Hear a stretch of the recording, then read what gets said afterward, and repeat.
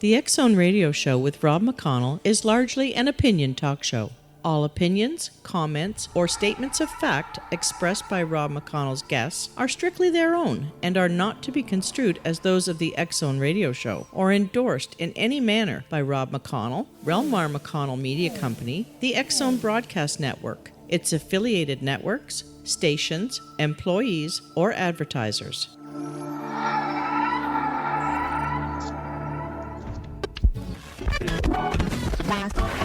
All Hit Radio.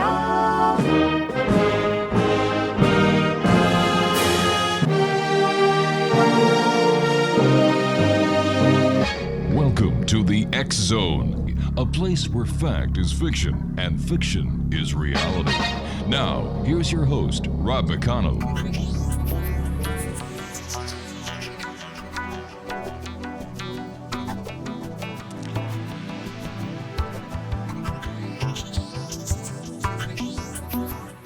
Welcome back, everyone. This is the X Zone. I am Rob McConnell.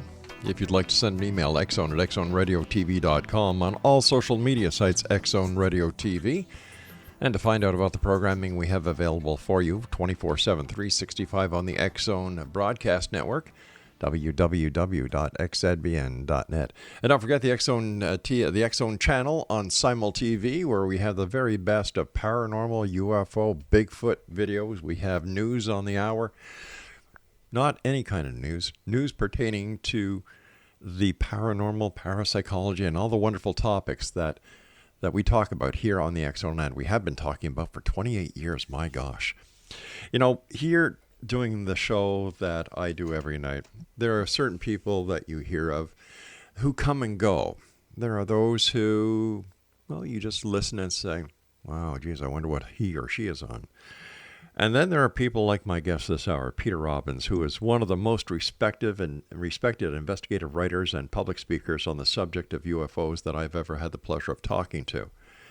He has more than 35 years' experience as a researcher, investigator, writer, lecturer, activist, and author. Now, he's a regular guest on radio shows around the country. He's appeared on or been consultant to numerous television shows and documentaries.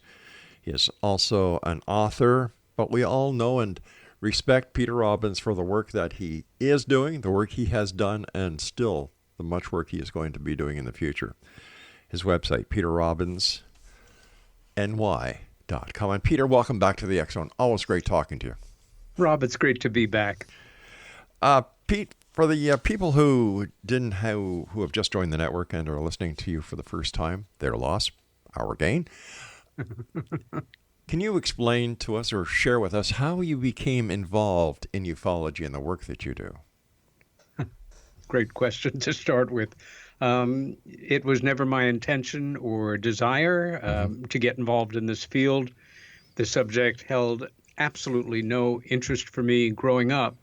My only aim in life professionally was to be a painter or a photographer or some kind of artist. I was fairly gifted as a kid, studied painting at, I think, the finest art school in America, New York School of Visual Arts. I ended up on the faculty there and was living that dream 40 years ago when everything derailed and changed quite immediately for me with the return of a memory from childhood. I was born in New York City, but our folks moved us out to Long Island and a very pretty little village out there. And it was a lovely place to come of age in the 60s. I was about as sophisticated as Leave It to Beaver. I was the ultimate mega nerd. I read a lot. I was a short, geeky kid. I still am short. I collected stamps and bugs and rocks and loved museums, loved the theater. Not into sports. And one afternoon, out in front of the house that we grew up in, my sister Helen and I were playing. A June late morning, not a cloud in the sky, and I caught something out of my right peripheral vision and immediately called her attention to it, and we watched as 5 silvery white disc-shaped objects in a very precise military type V, as in Victor, formation came in at a very high rate of speed and stopped on a dime, so to say, over the neighbor's house. They were metallic, but not shiny like stainless steel, more like, brushed aluminum or something. I can't tell you how large they were, but they were close enough that we could both clearly make out regular detailing around the edge. They weren't round, they were elliptical, like taking a dinner plate and holding it up at a slight angle. And we looked and we looked and we looked.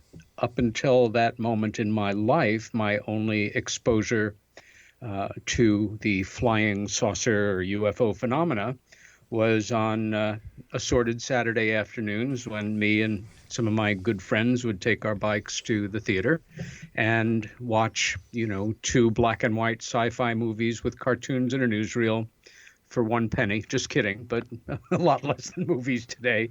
And I guess like a lot of kids of my era, I intuited the adult message that this is fun stuff, but it's certainly not real. And there they were. I have to say, Rob, that I went through a reaction at that time that in my life as an investigative writer and interviewing hundreds of people over the years, I've come to call the checklist reaction. And I've spoken to many, many dozens of people that have had identical experiences. You're minding your own business, you look up and you see a thing or things, and your mind rattles off everything they're not. Planes, blimps, kites, helicopters, balloons, and there they were. No appendages, no nothing. I knew that they didn't exist, but there they were. And it was a very lonely moment for me, and one where I realized everything I thought, everything I knew was now up for grabs. I was aware of the ridicule that was attached to the subject. And as a adolescent running on hormones and just the hope I'd someday grow taller, have cooler clothes, and have a girlfriend, I knew I would destroy my life if I talked about it. And I'm only half joking. And somehow over the next weeks, I managed to fully put it out of my mind. My sister never forgot it. And in fact, it was the beginning of a full-scale abduction experience for her. The memory was repressed for 14 and a half years. And when it came back, it came roaring back. And we compared stories. And much as I still wanted to follow my dream to be a painter, it kind of evaporated. There was something more important. I was driven by an obsession of what had happened to my sister, and I didn't like it. I still don't in a way, but here I am all these years later doing the work and doing the best job I can at it. Peter, as an expert when it comes to ufology and a journalist, the number of cases that you yourself have spoken to people about who have had encounters, sightings, or abductions, do they all fit the same pattern?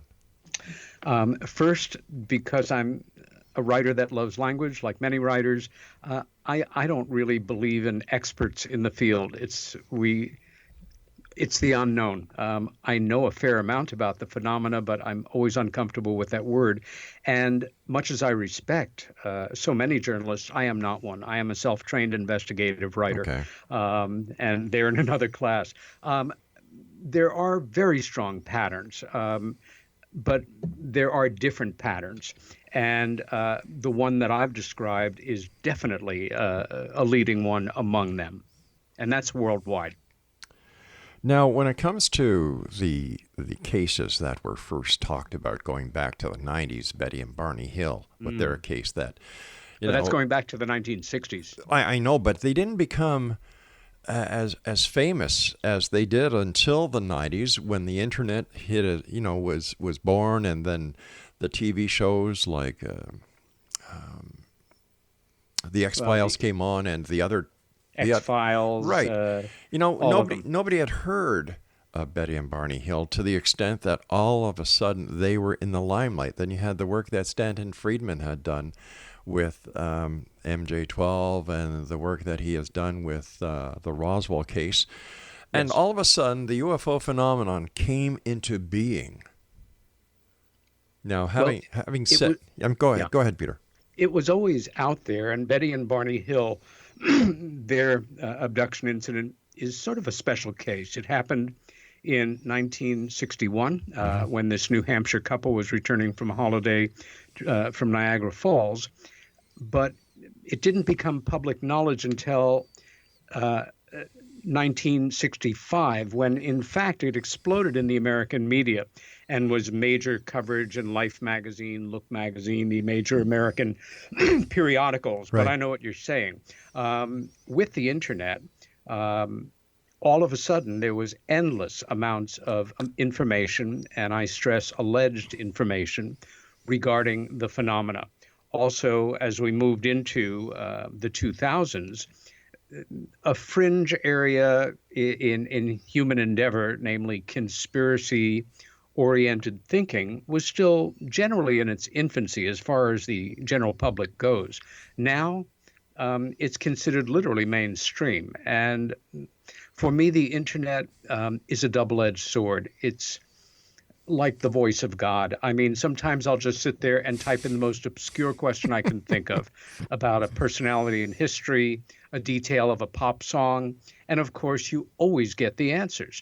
But in the world of UFO investigation online, you can see the coolest photograph or read the most extraordinary account, but has it been scientifically verified? Are the witnesses named? Has the photograph or the film footage been through any kind of analysis? Do we know that the analyst was a real person? And Peter, we have to take a break. yeah. Please stand by. Explanation. Peter Robbins is our very special guest. www.peterrobbinsny.com. And Peter and I will be back on the other side of this break. Don't go away.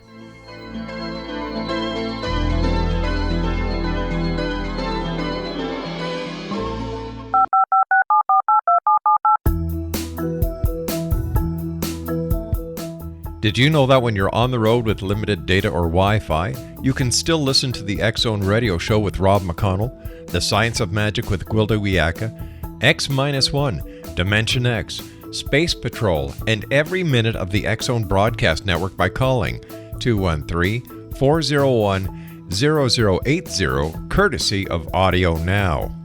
No smartphone, app, or internet needed. It saves your data plan, and it's free if you have unlimited minutes. Call 213-401-0080 to listen on any phone, anytime, anywhere. Remember 213-401-0080 for the best of the paranormal, parapsychology, and sci-fi radio programming anywhere, 24/7, 365.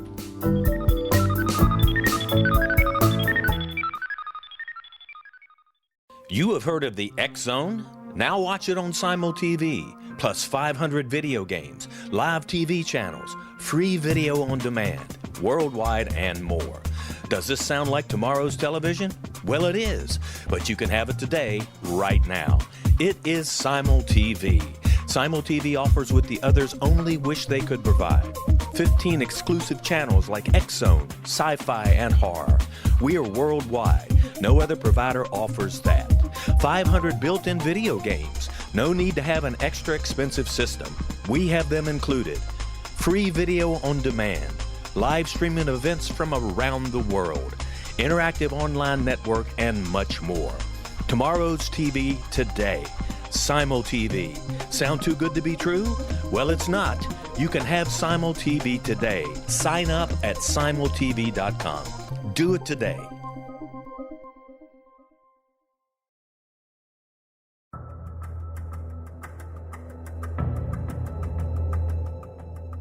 Modern Esoteric, Beyond Our Senses by Brad Olson, consummates the lifology story about where humanity originates. It is the lost continents, the primitive wisdom, the mythos of creation, and the rethinking of ancient history as we are taught in academia. There is much more to the story than what we have been told. As this is the first book in the Esoteric series, Modern Esoteric starts at the beginning of time and accelerates up to this modern age. Future Esoteric is book 2 in the series and takes a forward-looking position ahead of today with an open and honest examination of the ET issue and various unexplained phenomena. To discover the writings of author Brad Olson, visit www.bradolson.com. That's www.bradolson.com.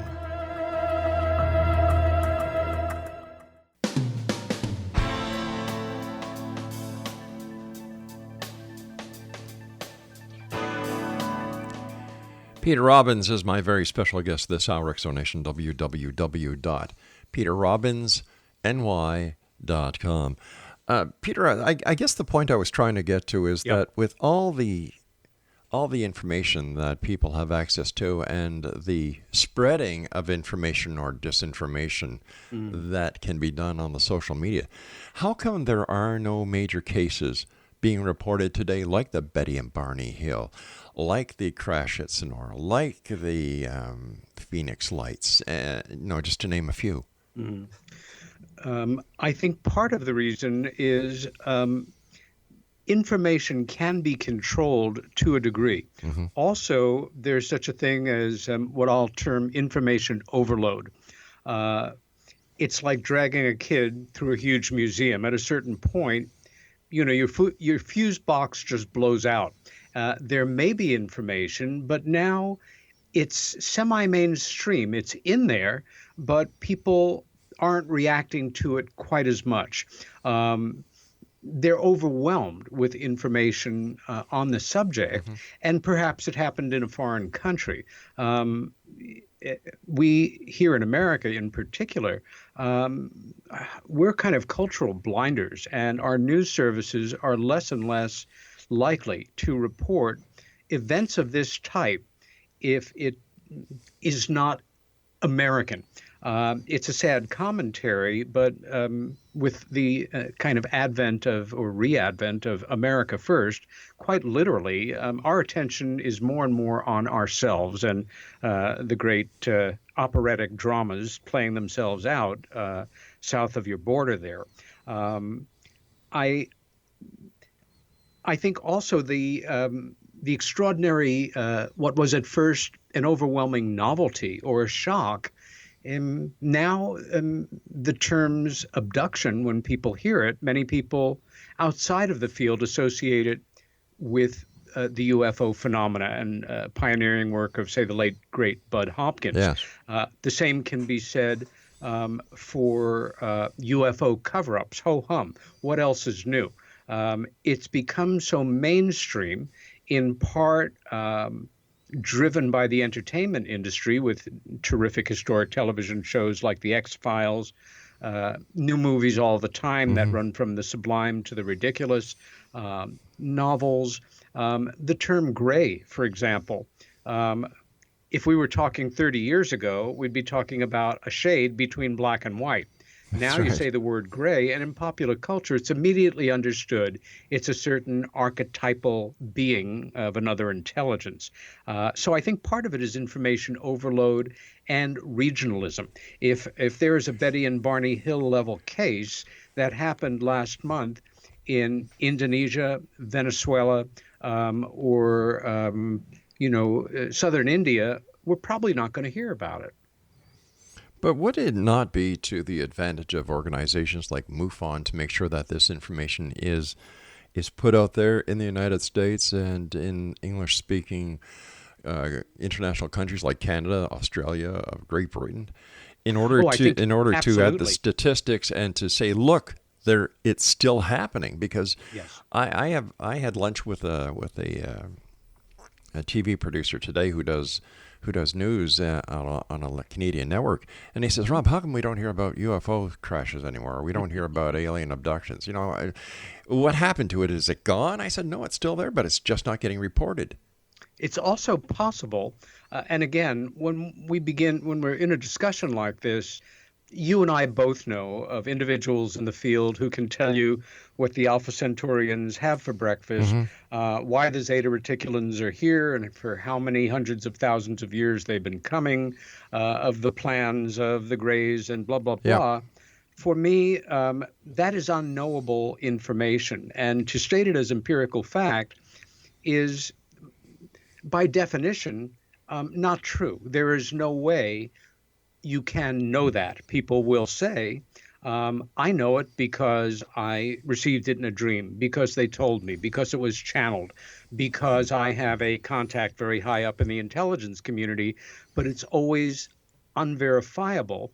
And when it's driven by belief and faith in your belief, and say an important researcher who puts it out there and sells a lot of books, and you're one of many people that follow their work, there is that camaraderie and sense of being a part of something bigger than yourself that's functionally identical to organized religion, which is not necessarily a good thing when you're trying to proceed in a scientific, historic, plotting, earthbound manner, as I do. So it's the other thing, and it's just, again, the pure speculation, over the decades since the Roswell crash, and the other ones that may well be as authentic as the fact that we're sitting right here, right now, talking about them, perhaps their technology has been more finely tuned, as our technology has been. Again, it's pure speculation, but almost boringly logical, but that's not out of the question either.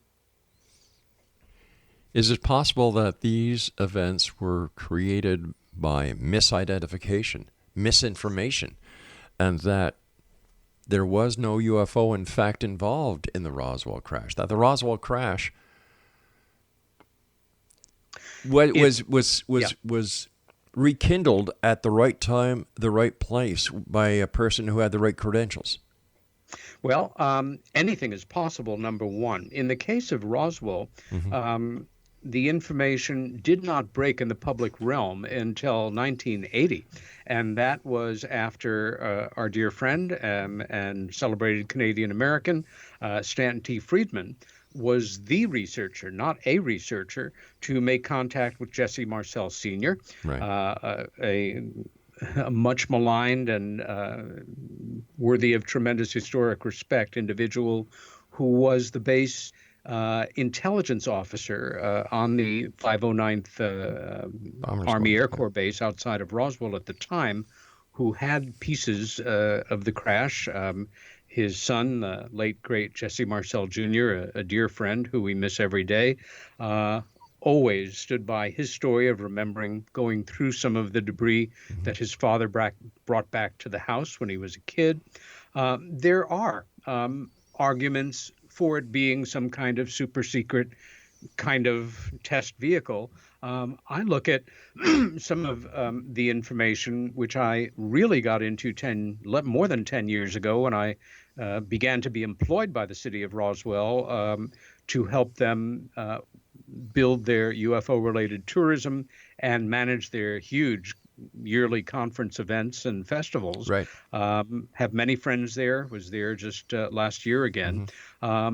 That's when I began to make deeper contact with the real specialists in the work. Some folks forget that, I guess it was about 10 years ago, a very famous photograph of General Roger Ramey, who was instrumental in the initial cover-up, taken within a day or so of the story breaking. He's holding a cablegram.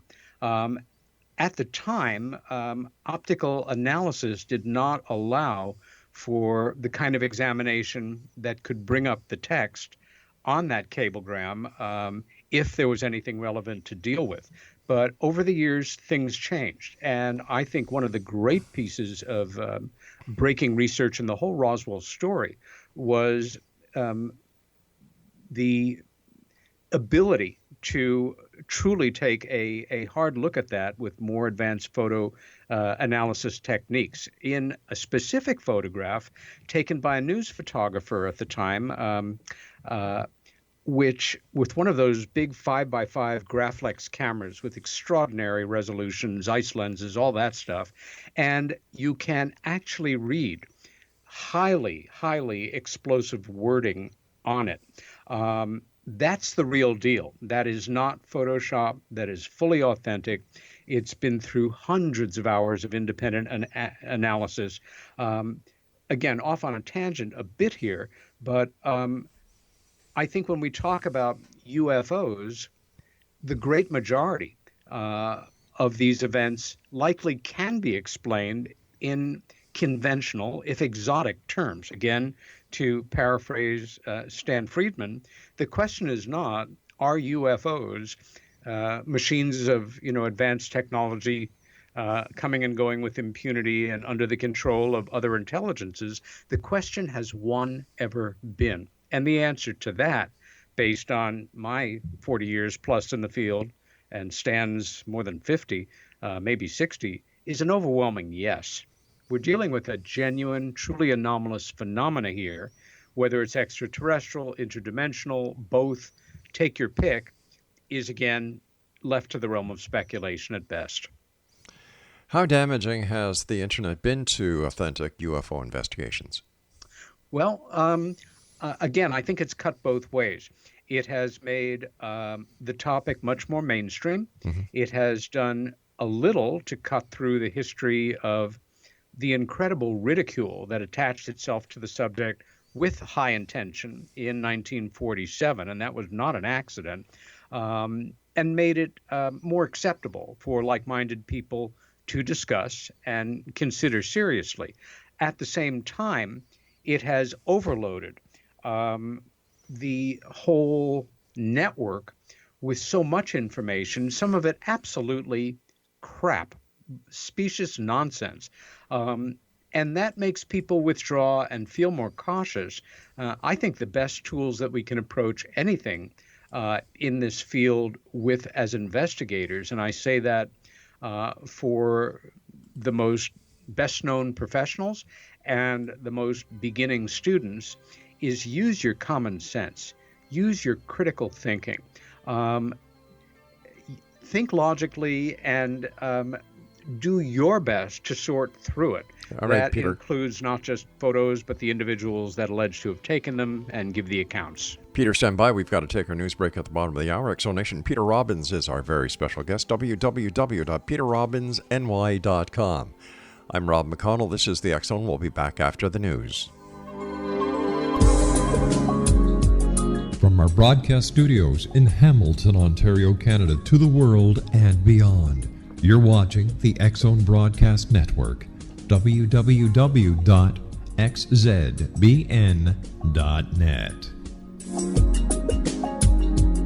AVS Media Demo.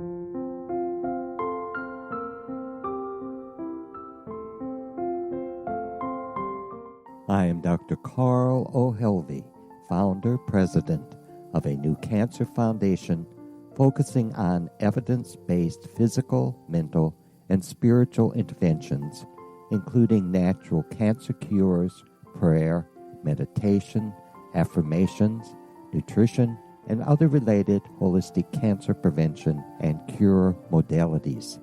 These are used in cancer education, research, and financing care. I ask for your help to continue this important work by donating at www.holisticcancerfoundation.com.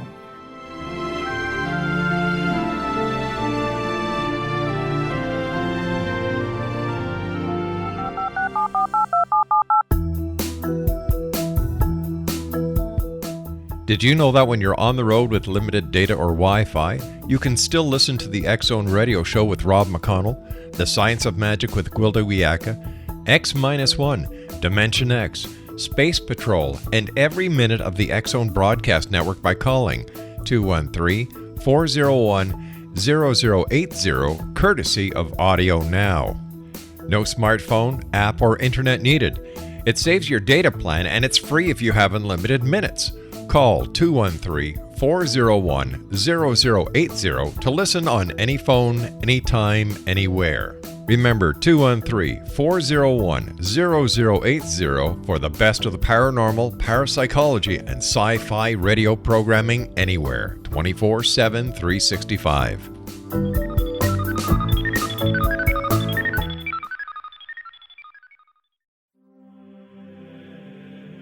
Rob McConnell here, presenting an overview for Nicholas Paul Jennings, author of a fascinating book, Amen. It presents facts revealed by Egyptologists, facts that enable us to understand why Amen is the beginning of creation of God. It provides recommendations for religious leaders of the major religions to unify their beliefs and teach the Word of God. Love one another. Amen informs people how mankind conceived God. It was the Egyptians that developed the concepts of a soul, a hereafter, and Son of God. And finally, after the worship of many gods, they conceived the belief in one universal God, the maker of all there is. For more information, visit www.futureofgodamen.com. That's www.futureofgodamen.com.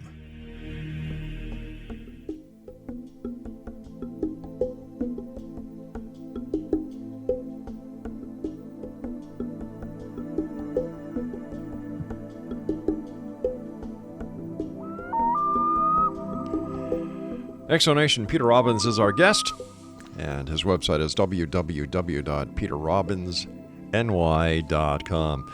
Peter, before we went to the break, we were talking about the influence or lack of influence that the internet is giving to ufology. And, there's, you and I both know that there's a lot of questionable reporting that is done on the internet, as well as a lot of the photos that appear on the internet are either CGI or Photoshops when it comes to UFOs.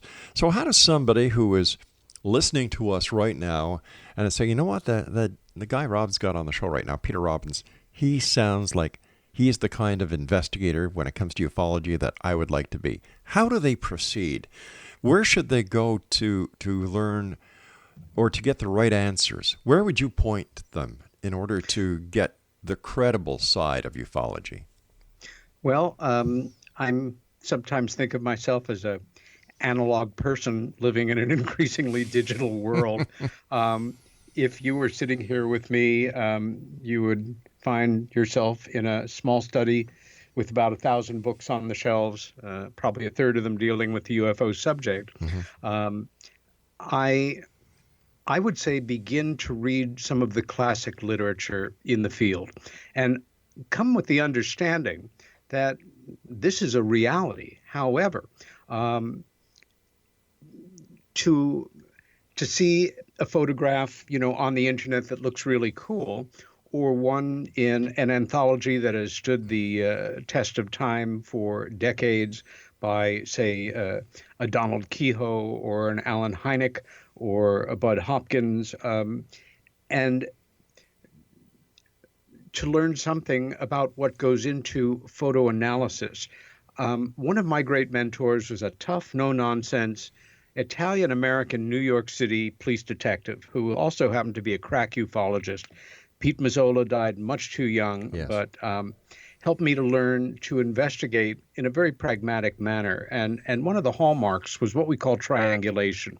If you have an alleged photo and you interview the photographer and they are a person of good character and real credibility without any hint of wanting to make a buck on this. The Trent photos, those two extraordinary photos taken 1950 in May in McMinnville, Oregon, by a farmer who never copywrote them. Bruce Maccabee, the now retired dean of UFO photo analysis, and other such players, did hundreds of hours of analysis on these photos. What they cannot say is, gosh, that's a spaceship, from Mars. What they can say is that is an object a mile away, about 60 feet across, that is fully articulated and disc-shaped. And we see from the two photos and the figure-ground relationship and the how the emulsion breaks up under high magnification based on what we know about the weather that day.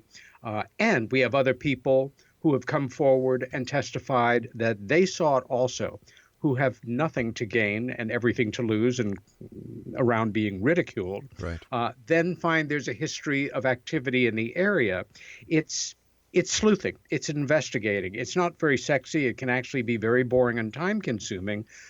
But if you can build that triangulation and then find a released declassified document with certain governmental or, intelligence or military concerns about UFO activity in that area at that time or some years before, you're on the right road to building a great case or a believable case, as opposed to, I just love this photograph.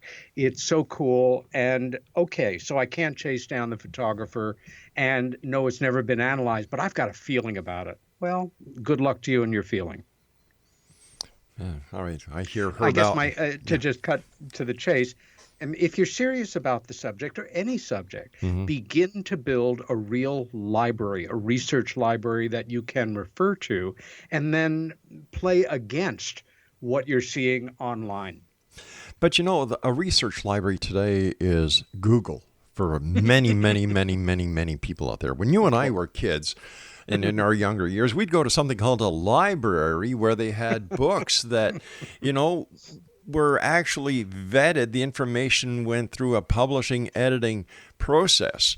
Exactly. But today, it's like, oh my God, you've got to be kidding. I know. Libraries is pretty uncool, but they still exist. So I've read. I'll be speaking at yet one more in a very short time. I love speaking at libraries. Again, I have nothing against, digital information and Kindles. I think they're wonderful. Yep. But in a research specialty area, if you are serious about it, begin to build a library, download documents that have been fully vetted.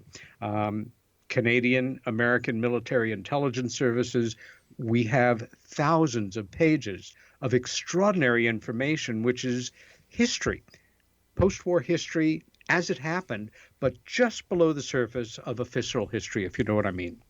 Peter, what's your take on the disclosure movement?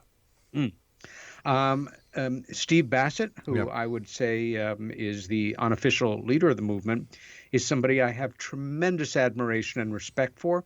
I consider him a dear friend, an esteemed colleague, and one of the most dedicated people I have ever met in my entire time in this field. I agree. The disclosure movement, for me, what it is doing is it's not doing maybe what people dream it will do or hope it will do, and maybe it will in time, which is transforming, the belief of the world or creating enough of a critical mass among populations to demand that their governments release what they have. We're not there. What it is doing all over the world, small groups, 2, 3, 12 people, who are educating other people, who are doing their best to normalize the subject, take it out of the realm of ha-ha, wink, wink, nudge, nudge, flying saucers and little green men. It is changing, but it's changing arithmetically so far, not geometrically. What would it take to have that happen? Well, let's go to science fiction for a moment, because there aren't a lot of scenarios in the real world that I see giving us that. If over the 60 biggest cities in the world, overnight, we wake up in the morning, and over each one of these cities is one honkin' large mile-across mothership hanging a mile in the air, game over. That's the way a mini-series made in the 80s and remade about 10 years ago called V began. It actually was amazingly tacky, and I lost interest in it very quickly, but I thought that premise was worthy of Jules Verne, H.G. Wells. Choose your favorite. Well, sure, that's the exact same premise that they used in Independence Day. Exactly. Yeah. Let's hope, as Travis Walton once pointed out to me, this whole paranoia about evil aliens, if they were there and their intention was to take us over and run the world, maybe they're doing it covertly right now, but we are not walking around with little metal caps on our heads, staring straight ahead, working in the salt mines. Who knows what's going on behind the scenes? I personally have come to feel, and this is purely subjective, that these other intelligences, there may be myriads of them coming and going for their own reasons, with their own intentions, with different relationships with or feelings about humanity. Some who feel we really do need some help and we're worthy of helping. Maybe it's somebody's graduate experiment gone horribly wrong. Maybe this is where they send bad aliens to see how bad things really can be in the universe. I think that the whole spectrum of they, may be as capable of kindness, enlightenment, decency, or pathology. Let's face it, on a certain level, we are the problem. We are the infestation on the host. That's right. We, human beings, are destroying this planet, happening at an accelerated rate, I'm sorry to say, under the current American regime.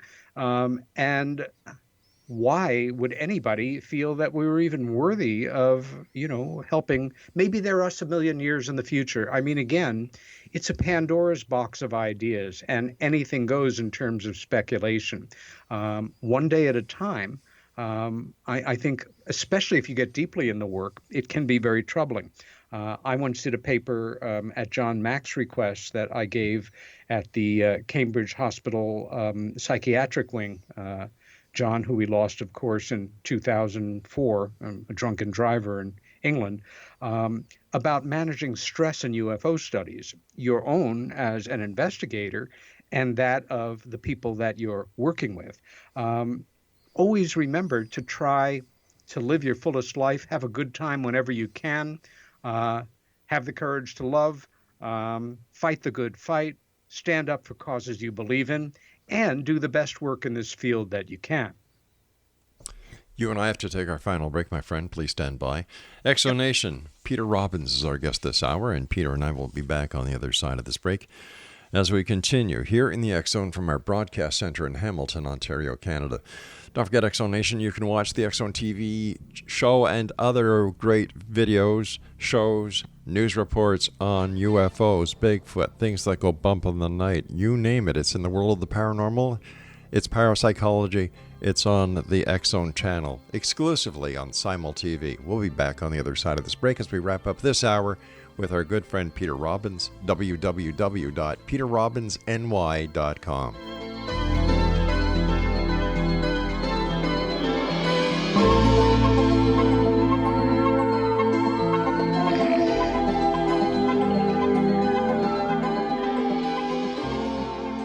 You have heard of the X Zone?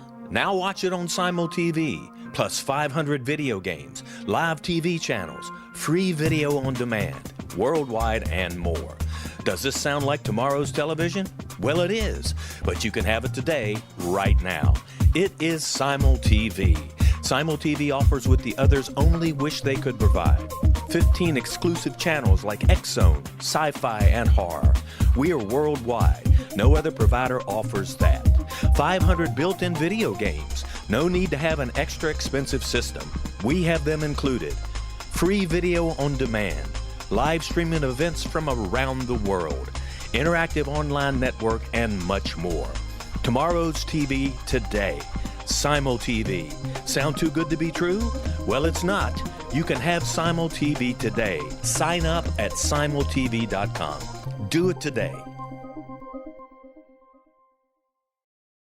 The new nonfiction book, Razor of Madness, is similar to cult movies like Clockwork Orange, Dragon's Tattoo, or The Other Side of Hell. Wayne Morin Jr. and Thomas Lee Howe will expose widespread and systematic deficiencies in this thought-provoking tell-all novel. Mind control rages among scholars in law schools. Human rights are ignored while thought reform and mental manipulation are accepted practices used as behavior modification. Dr. Louis Jolyon West comes to mind.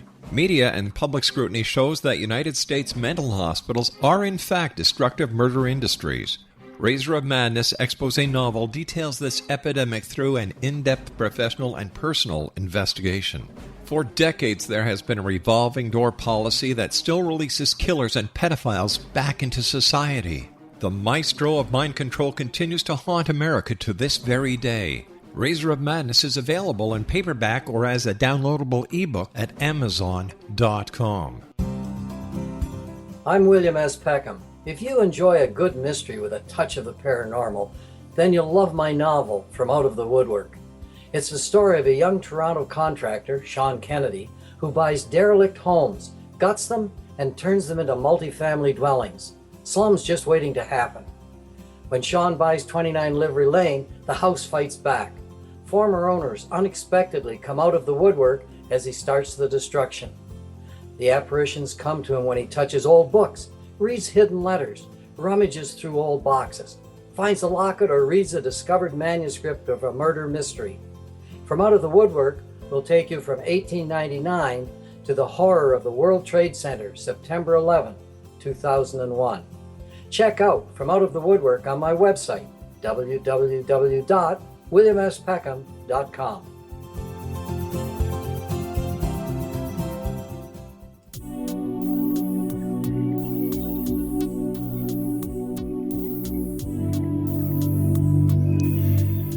Exonation, Peter Robbins is my guest, and he's one of the most popular people when it comes to UFO research. We all know Bud Hopkins. We know the name John Mack. We know the name Stanton Friedman. And these are the pillars of the UFO community as we know it today. If it wasn't for these people, including Peter Robbins, ufology wouldn't be where it is today, with the amount of credibility that comes with the experience, the hard work, and the dedication that these researchers have done over the years. So, Peter, thank you so much for joining us. Always a great pleasure having you here in the X Zone. But I'd like to ask you one thing.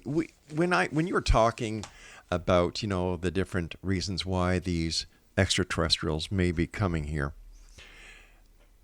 is there a biblical connection to ufology?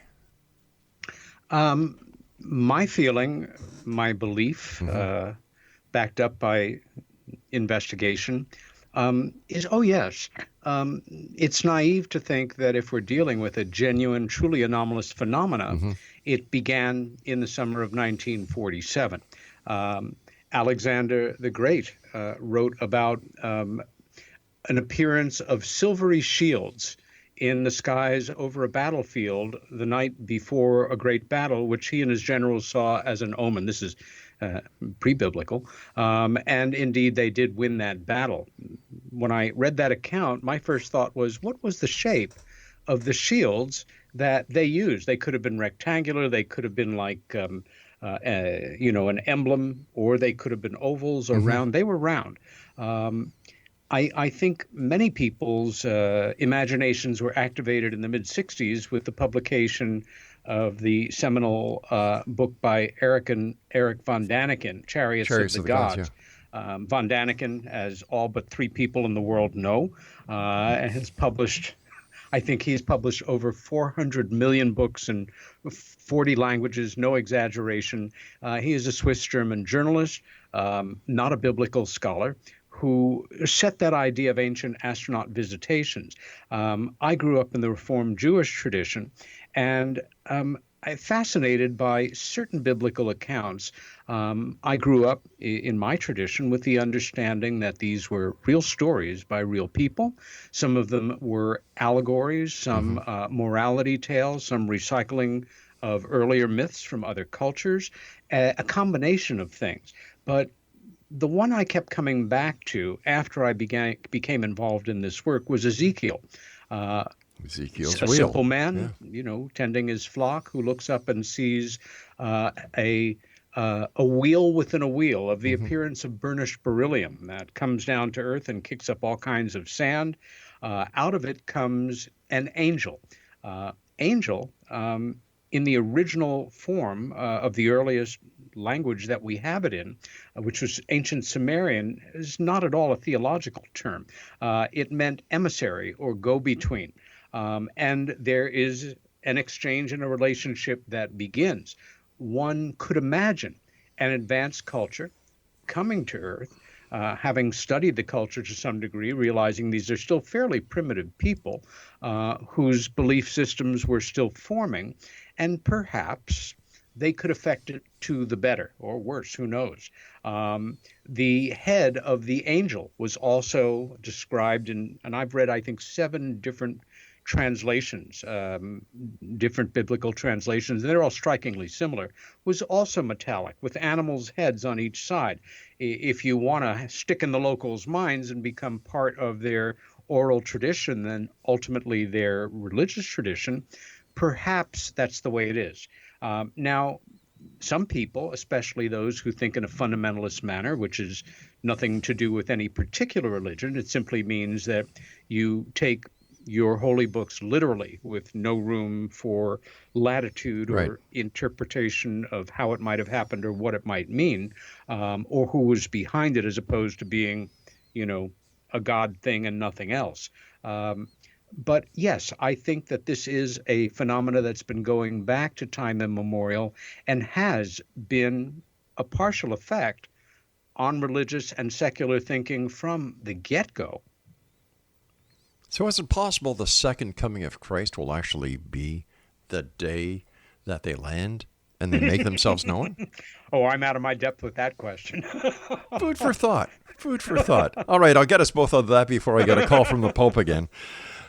You sent me a newspaper clipping, and I was wondering if you could explain it. Like, I had the pleasure of producing your show that you did, I believe it was 2 years ago, with Kevin Randall on a different perspective here on the X Zone Broadcast Network. The clip reads, U.S. publisher halts distribution of book on Rendlesham UFO. Can you give us the backstory to that? Very quickly, I will say for a much fuller accounting, go to my website, which is my name, the initials of my home state, peterrobbinsny.com, and you will find front and center on the home page a long polemic on what really is a very sad story in a way. More than 30 years ago, I was approached by an alleged witness to Great Britain's best-known UFO incident, absolutely as passionate as he could be, knowing a great deal of the detail of what had transpired, and in no way is what I'm saying here casting aspersions or doubt on the events that happened in the Rendlesham Forest in December of 1980, better known as the Rendlesham Forest UFO incident. But at a certain point in my investigations, I was sold. Being a genuinely trusting person, sometimes pathologically nice, coming from the background that I did of having been Bud Hopkins' longtime assistant, which continued on for many years after we began work on the book, which was published more than 20 years ago under the title of Left at East Gate. I developed a ferocious sense of loyalty to my co-author, to his claims, to his sincerity, and not only did we complete the book, which was, it did like UFO books did here, not great, not terrible, but it was a smash bestseller in the UK and gave me opportunities that I would not have had otherwise, which is complex for me now in looking back on it. But about 2 years ago, the account to leak, and independent readers, many of them self-trained investigators themselves, started to bring things to my attention in terms of conflicts with what they had researched and my co-author's written account. I simply could not accept it. I knew better. And then I started to read them. And it was it was certainly the most depressing, embarrassing, humiliating, and really regrettable events of my entire career. I can't even tell you what in our book of his is authentic or not unless I was right there with him. He is a pathological liar, and I was completely taken in. I have spent a good part of the last year and a half apologizing to many people, from very well-known colleagues to individuals that were involved, to the deputy base commander, a very decent man who tried to make me aware of this almost 30 years ago, but I knew better, and to make right the fact that because I believed him, and because I'm pretty convincing when I do believe somebody, and I'm a good enough writer, and very stubborn.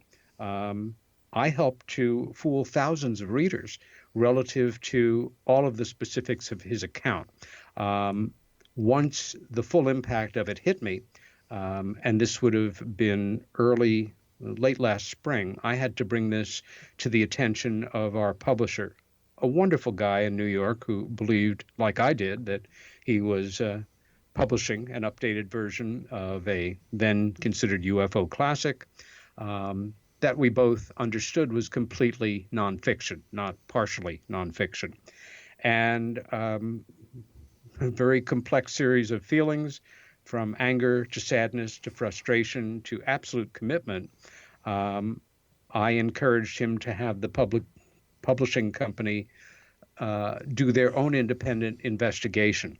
And last October, it went into a temporary printing and distribution mode. And in January, it was removed from the market and will never be printed again. For me, it's particularly sad. I spent 9 years of my life on it and thousands of hours after the fact writing 2 follow-up books, also defending this person, to have it all come crashing in on me. I stand by everything in the book that I wrote that is completely independent of what he had convinced me or I had convinced myself, or fabricated information. And some of it was definitely fabricated, had made me think was authentic. At this point, all I can do is be as open and honest about it as I can. I hope that all of your listeners, or at least those with an interest in this subject, will go to my webpage and take the time to read this long, depressing statement, and then decide for themselves how they feel. I've been incredibly moved by the hundreds of people who have contacted me since this scandal, which is just what it is exploded around me. Peter, I hate to do this, but we've run out of time. We'll have you back on. Thank you so much. And Peter, you are a credible person. You are a definite asset to the UFO community, and please keep on being Peter Robbins. Thank you, brother. Take care of yourself, Peter. Exo Nation, Peter Robbins has been my guest. www.peterrobbinsny.com. And I'll be back on the other side of the news at 6.5 minutes past the top of the hour as we continue here in the X Zone from our broadcast center in Hamilton, Ontario, Canada.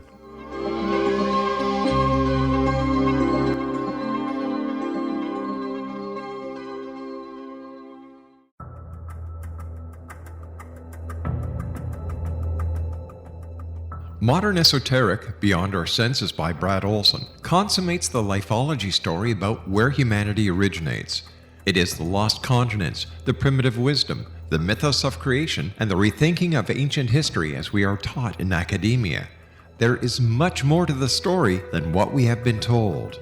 As this is the first book in the Esoteric series, Modern Esoteric starts at the beginning of time and accelerates up to this modern age. Future Esoteric is book 2 in the series and takes a forward-looking position ahead of today with an open and honest examination of the ET issue and various unexplained phenomena.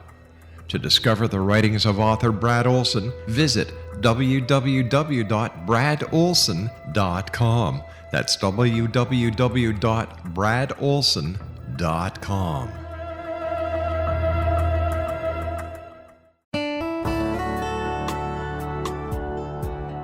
Are you or is someone you know struggling with addictions, depression, anxiety, relationships, low self-esteem, lack of confidence, grief, success, and prosperity? Do you know that your subconscious belief plays a big role in the outcome of your hard work? We can help you permanently change the beliefs that may be the reason for your struggles and failures. We care about getting you the return on your investment and the results you are looking for. We can help you be free of the limitations of your past and in realizing your highest potential.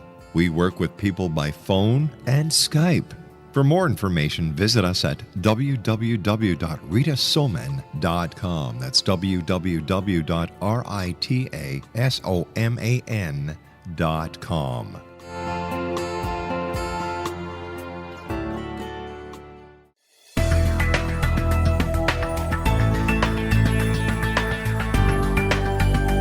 Do you think you have energy problems in your home? Do you feel better when you're away than when you're home? Joey Korn is a global leader in the world of dowsing who specializes in personal energy clearing and space clearing. He can help you create an ideal energy environment in your home no matter where you live in the world. Learn about his remote spiritual house cleaning services and much more at www.dowsers.com. You can get Joey's book, Dowsing, A Path to Enlightenment, as well as other dowsing books and tools, Kabbalah books, and Walter Russell books. Joey's work is really amazing. Go to dowsers.com right now. That's DOWSERS.com or call 1-877-DOWSING. That's 1-877-369-7464.